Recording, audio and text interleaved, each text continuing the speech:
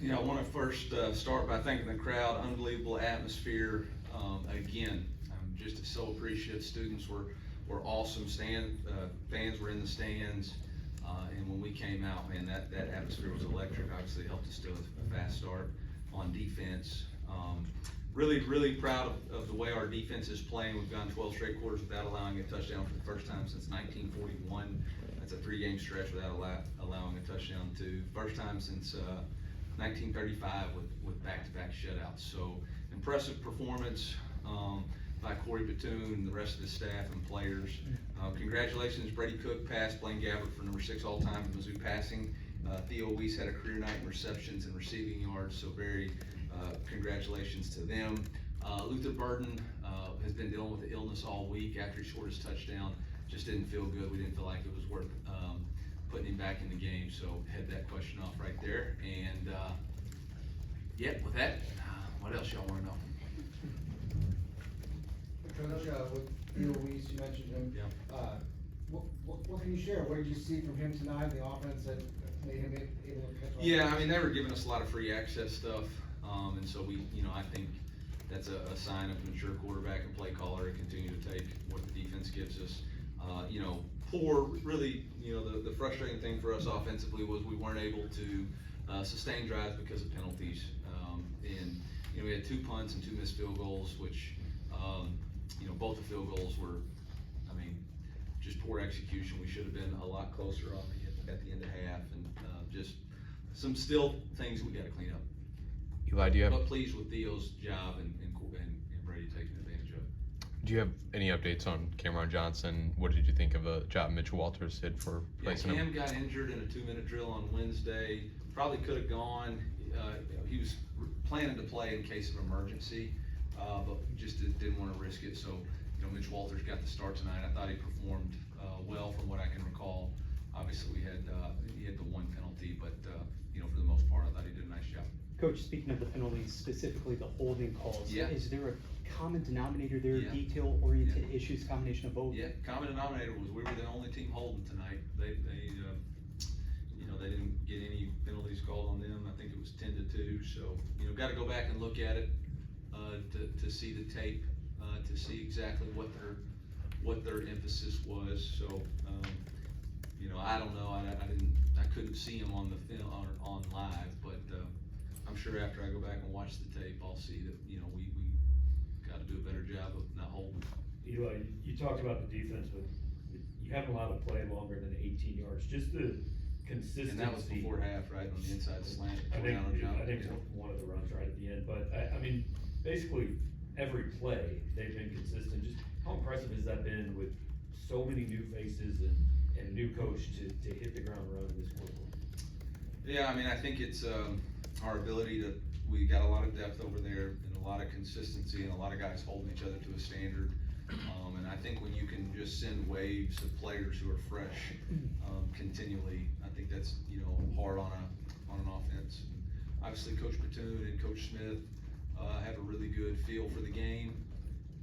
Coach Yarrow and Coach Pogue on the back end. Obviously, Sack Ave came alive tonight with I think we had 3 DNs with sacks. I think Chris McClellan he told me he got another one. I don't know. So obviously the front is doing a good job. Coach, what do you make of Brady through 2 games? We're 2-0. We scored 38 and 51, so he scored 31. So very efficient. Does a really nice job of tucking it and running it when we need to. Thought he had an excellent read on the deep ball to Marquise. They got a penalty.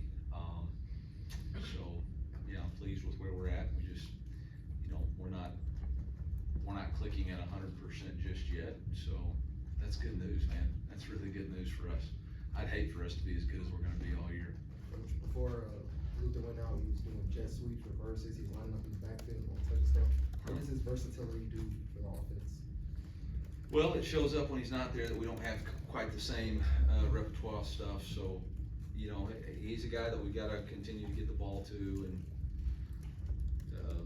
I thought our offensive staff had a nice job of having that plan ready for him. But obviously we got to continue to get other people involved. I thought Mookie had a nice run down there. third quarter.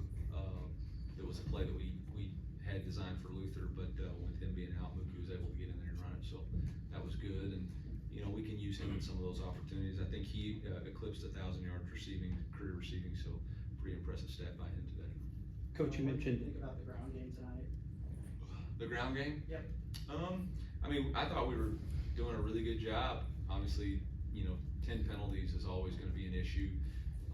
Several of them were alignment issues. I mean, we had 3 called back because, we either weren't on or we had too many people on. And, you know, those are self-inflicted wounds that gotta get cleaned up and put us behind the chains. But I thought when we needed to run it, we were able to run the football. And I thought, you know, both, Marcus and Nate did a really good job complimenting each other. I think one had 86 and one had, 75 and 62, so pretty good.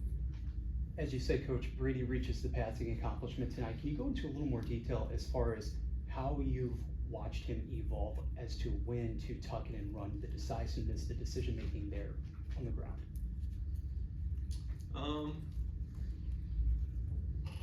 Yeah, I think it's just maturity. I think he's maturing to understand when he needs to make a throw, and when, you know, everybody's covered, he's not. I think he understands that his feet give him a dimension that is really difficult on defenses. You know, when a quarterback can tuck and run the ball, it really puts you in a bind playing man-to-man, and make sure you have to really rush with lane discipline.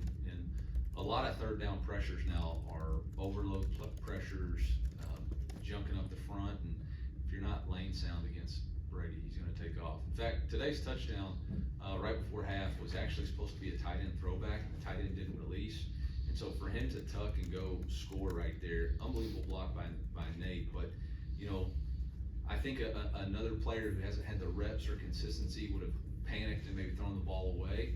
He understood, you know, where the ball and where the void in the defense was, and made a heck of a play. Speaking of maturity, a lot of teams in the first 2 weeks either come very close to or do slip up in games that they're big favorites. What's it say about your team that they've been able to come out and kind of focus just on this week and take care of business? Yeah, I mean, that was actually the pregame speech, was, take advantage of opportunities, and, don't disrespect the fans or the game by assuming that the other team's not gonna play. You know, we gotta play as hard as we possibly can, and, really proud of those guys tonight. Coach Joe Moore had 3 quarterback hits, he had a pass deflection. What is it like to see him kind of come on, and what does that say about the depth of the DN room? Yeah, really pleased with the way Joe has responded. I think he's continually been a guy who can play, create pressure, and continuing to play really good football. And, you know, we gave a game ball to Eddie Kelly tonight. Eddie's mom passed away unexpectedly Wednesday. She was here the week before at the game and went home and had a medical emergency after practice on Wednesday and passed away. And for him to still be here and for our team to play the way they did around him tonight, whether it's the defense, and that's who they said they were playing for, was a special moment and a special thing for this brotherhood. And that's what goes back to the opportunity. That's why we were so man, you just don't know. Life is precious. And, you know, you don't understand why, but I do understand that God brought him here to be a part of our brotherhood for us, for this moment in time. And so, y'all got to watch something special tonight for our team to play, our defense.